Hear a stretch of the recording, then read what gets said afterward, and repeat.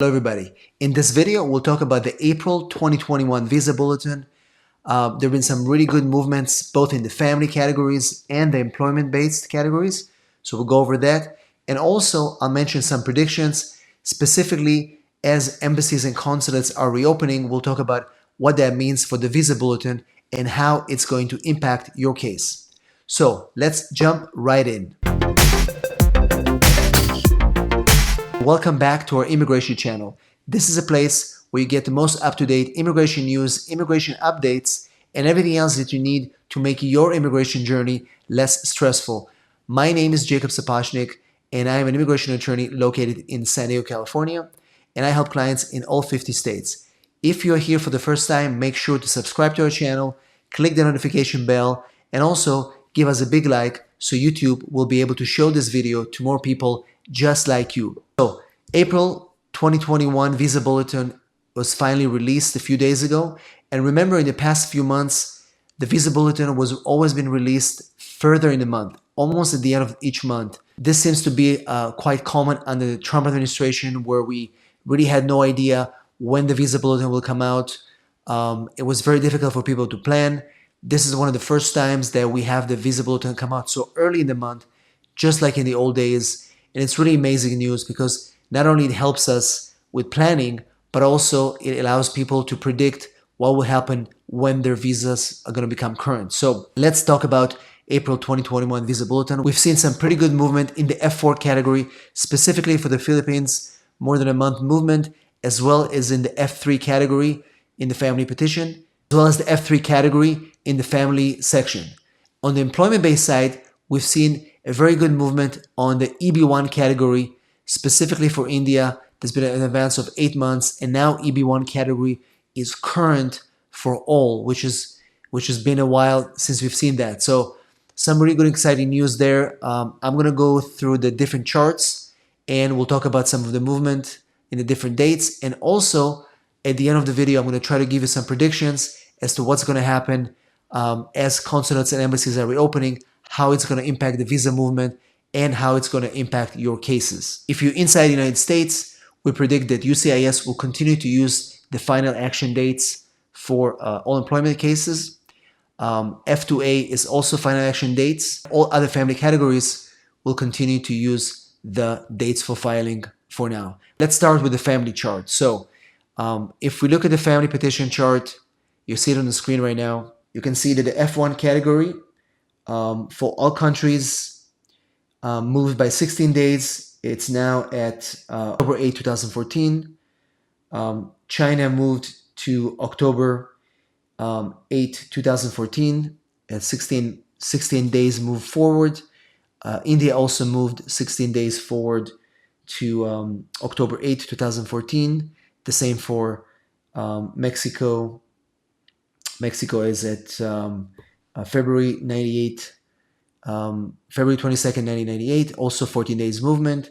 And the Philippines is at January 22, 2012, also 14-day movement. There's no change on the F2A category, final action dates. F2A is still current.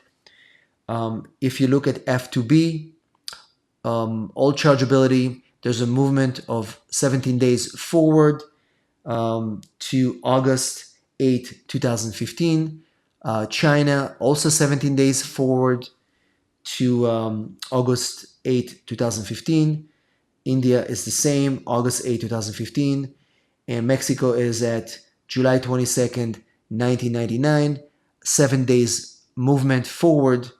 And the Philippines is on September 1st, 2011, 17 days forward. On F3, all chargeability of the world is moved 7 days forward to August 8, 2008. China moved 7 days to August 8, 2008. Same with India, 7 days forward. Mexico moved 16 days to October 1st, 1996. And the Philippines moved 24 days to April 1st, 2002. F4 is the category where we see the most movement. All chargeability of the world, 10 days forward. China, 10 days forward to November 1st, 2006.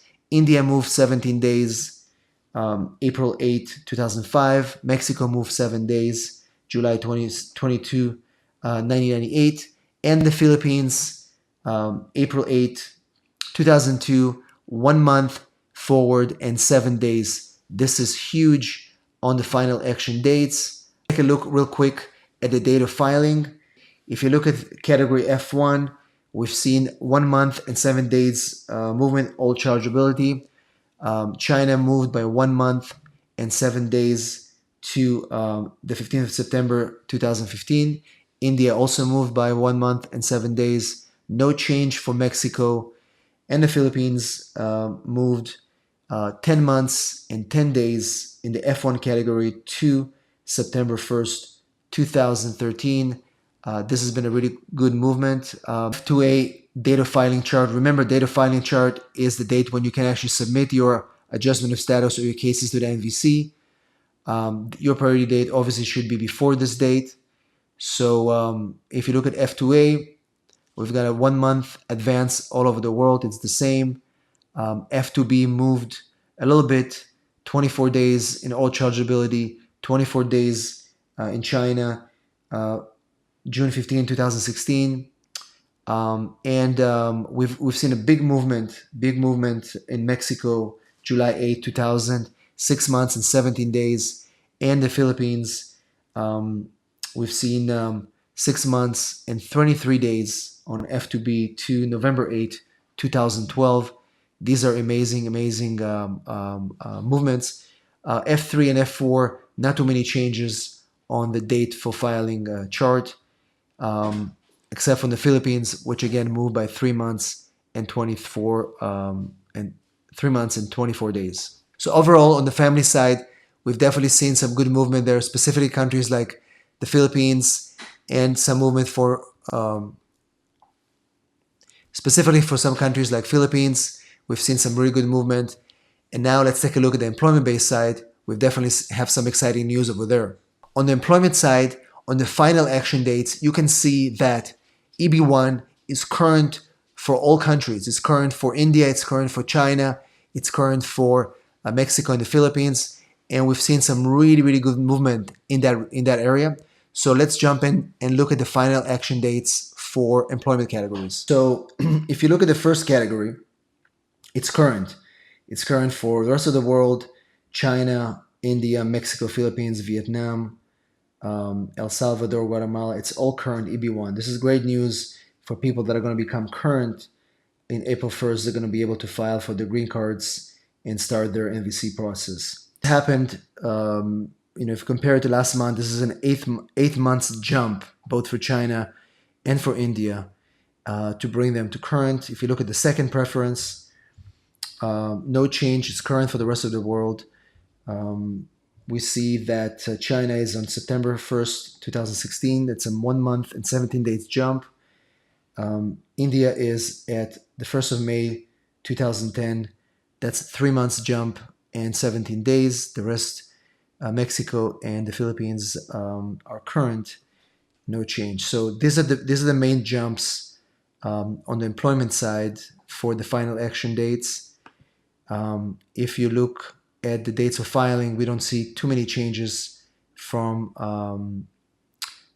last month, except from EB2 for China. There's a movement of 3 months forward, and EB3 for China, we've got a movement of 2 months forward, which is really good news for China and India overall under this Visa Bulletin update, because definitely we've seen some forward movement specifically for those two countries. As you can see, we've seen quite a significant movement, especially in the employment-based categories, specifically on the EB1 category, but we predict that in the next few months, we're going to see even more movement. And on the family side, we've also seen some movement.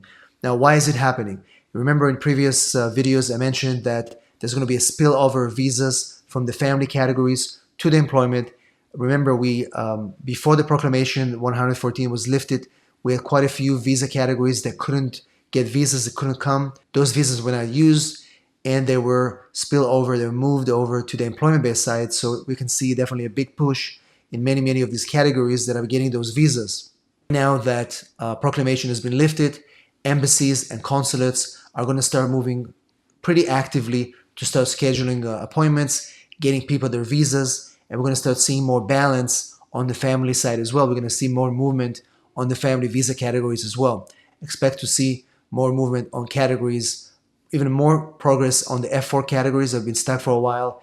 You're going to see more movement on F2A categories, people that are moving to the United States that were stuck overseas and couldn't come here, and a few other categories. So we're definitely going to see some more of that. And specifically, as I mentioned in previous videos, embassies and consulates are reopening right now. They're working hard to start scheduling individual embassies for more staffing, more space to see people.